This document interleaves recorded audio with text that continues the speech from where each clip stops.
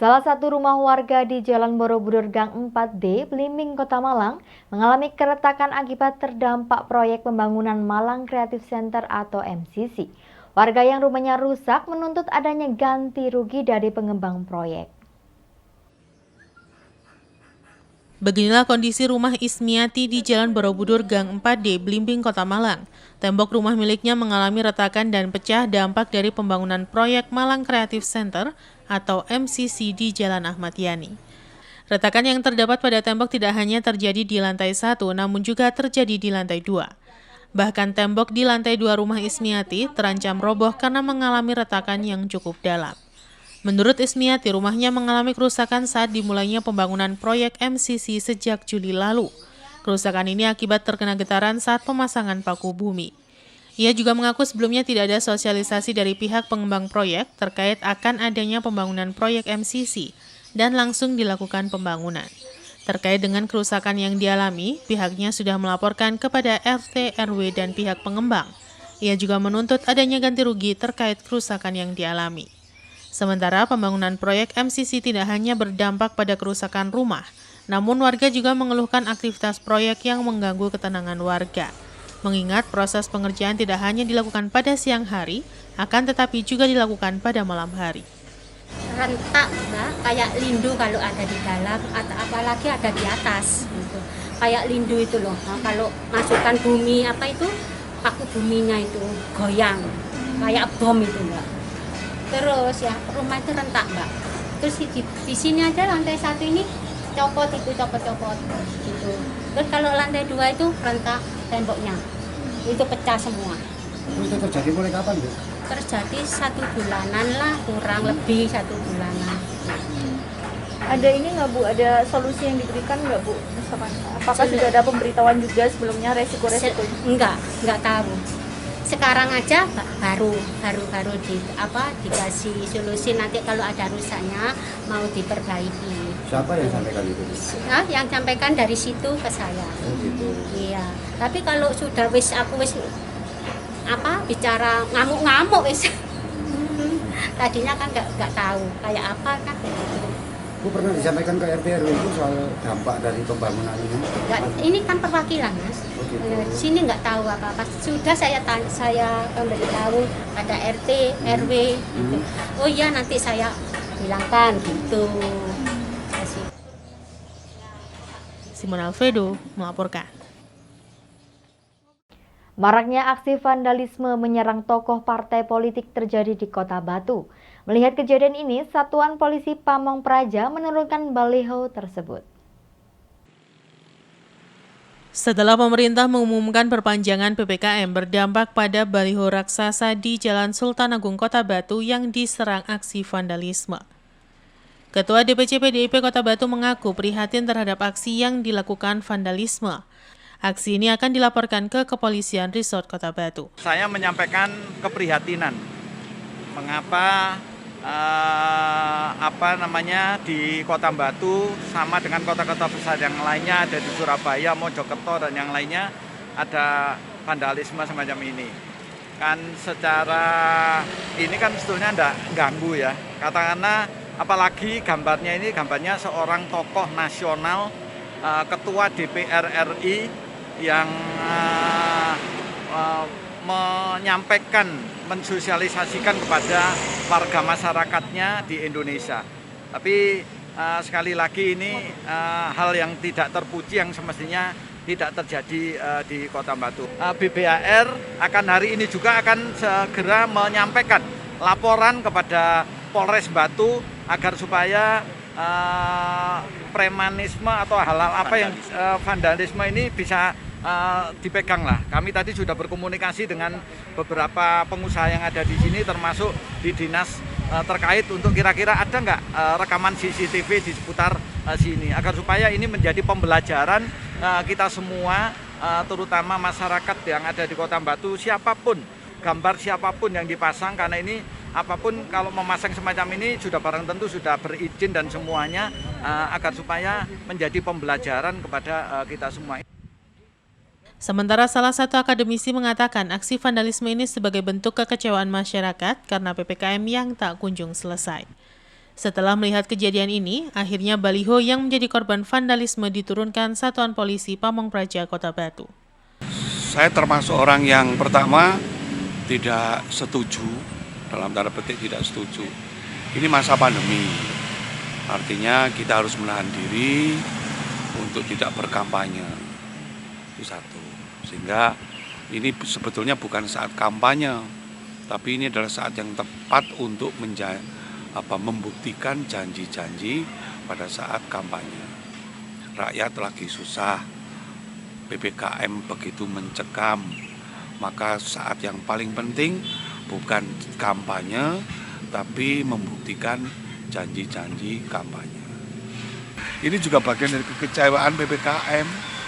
Dan masyarakat ini sebetulnya kan juga frustrasi, cari makan susah, pekerjaan sudah mulai dihimpit, barangkali yang punya tabungannya sudah mulai menipis, jenuh. Jadi kan PPKM ini kan bukan hanya sekedar PPKM 1, 2, 3, 4, level 4, tapi kan pandemi ini kan sudah berlangsung hampir 2 tahun. Dan itu sudah ya jenuh lah, masyarakat sudah, jangan saya sama lah, saya juga sudah mulai jenuh, tabungan ya mulai dikuras. Lihat loh. Bentuk kekecewaan Bang. Iya, bentuk kekecewaan sebetulnya. Yanto Yanjung melaporkan. Pohon beringin umur ratusan tahun di Jalan Oro-Oro Ombot menimpa warung milik warga akibat tersangkut sebuah kendaraan yang melintas di kawasan tersebut. Sebuah pohon beringin berumur ratusan tahun di Jalan Oro-Oro Ombot, Kota Batu, Selasa siang tumbang menimpa warung milik warga. Peristiwa ini berawal dari truk yang melintas di Jalan Oro-Oro Ombot menyangkut dahan pohon hingga jatuh menimpa warung milik warga setempat. Pemilik warung mengaku ketika ada truk yang lewat dan langsung tersangkut, kemudian dirinya sempat ditarik warga saat pohon tumbang. Ya kan ada busu tuh lewat, langsung nyangkut.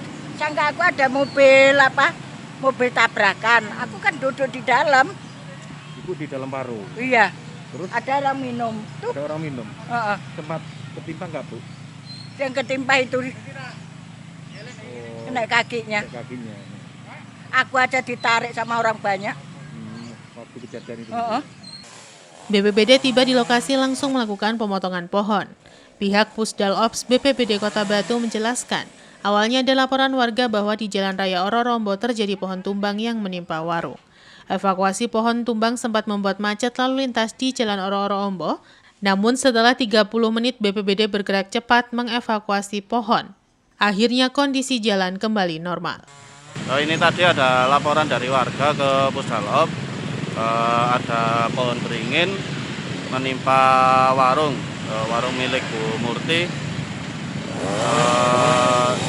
Untungnya tidak ada korban dalam kejadian ini. Kalau dilihat dari kayunya, bagian tengahnya sudah keropos.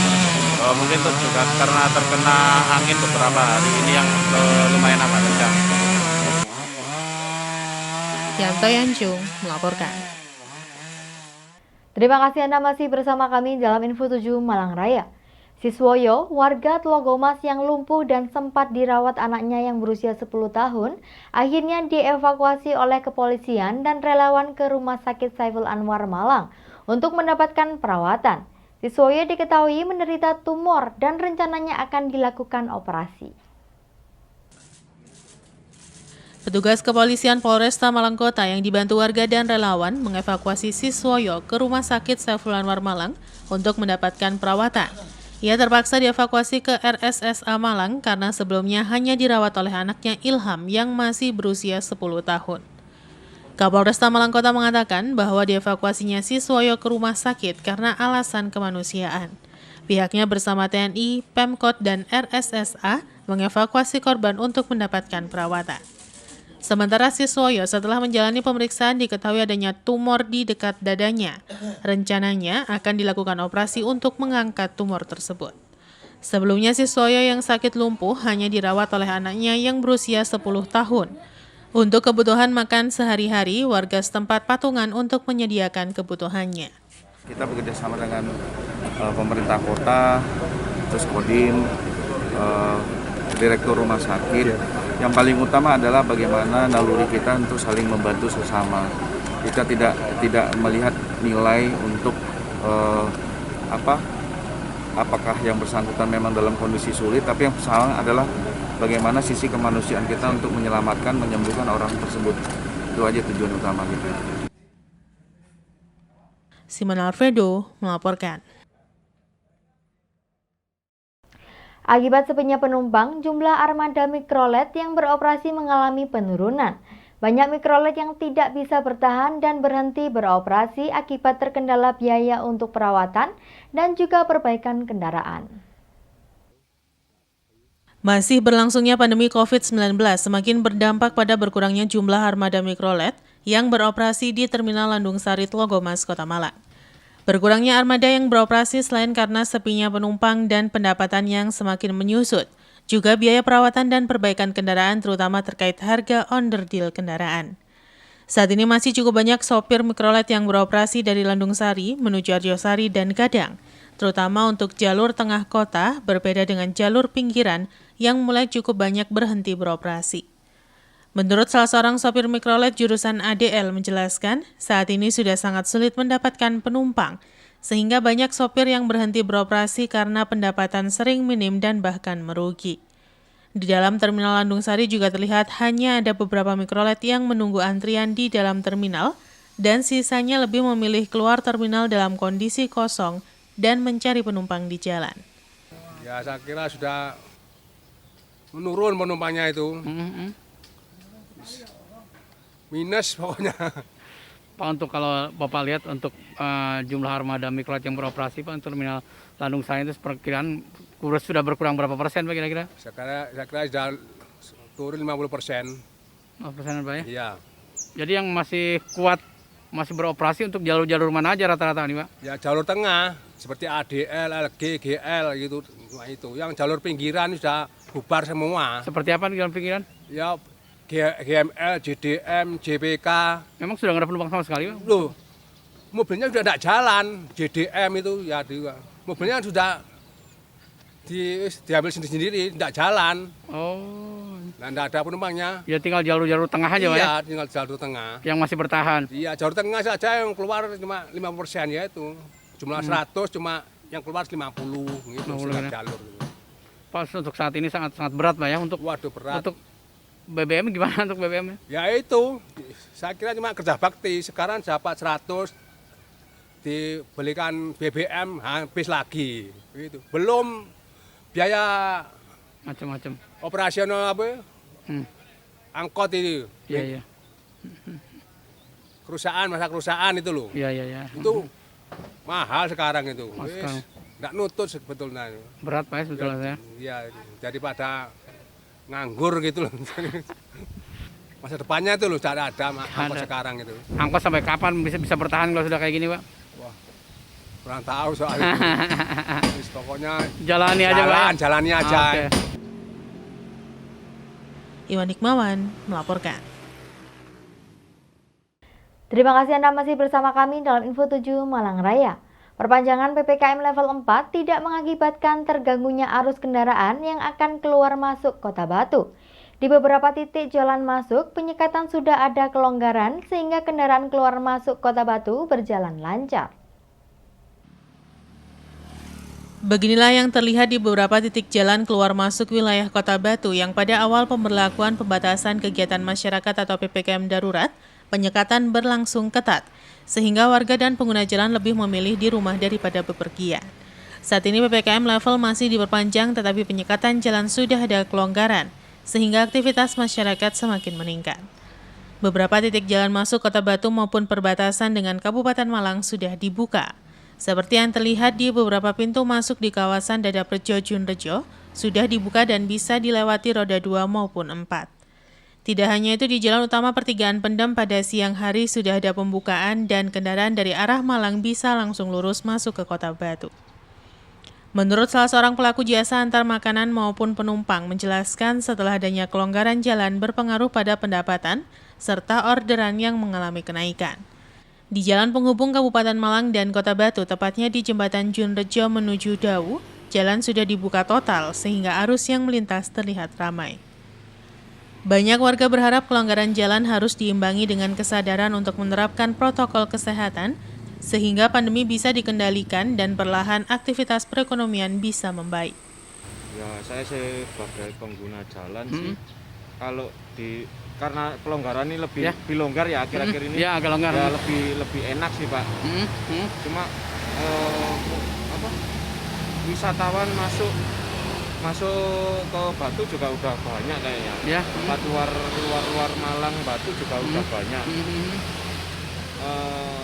Itu juga agak riskan juga sih ya. Kalau dia karir pembawa virusnya juga. Mungkin untuk diperketat untuk itu vaksinasinya itu sama masker. Dia udah vaksin apa belum kayak gitu sih. Protokol kesehatan tentunya. Tapi kalau pelonggarannya sih sudah enak. Sudah enak ya. Baik ya. Dibanding dengan awal-awal. Ya, daripada yang awal dulu yang sangat ketat. Bahkan motor aja harus muter-muter cari jalannya. Tapi kalau dibanding sekarang gimana tuh pendapatan awal dari segi pendapatan sekarang lebih membaik. Lebih baik ya. Yang awal-awal dulu. Ya, awal-awal pas penyekatan jalan. Harapan sebagai pelaku usaha yang setiap hari jalan seperti apa nih harapannya ke depan, Bang?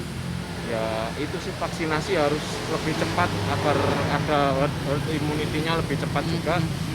Jadi lebih cepat juga vaksinasi biar kita sebagai pelaku jasa ini nggak terhambat juga sih. Itu aja.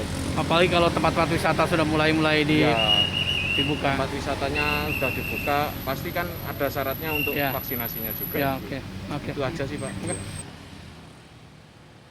Iwan Hikmawan melaporkan.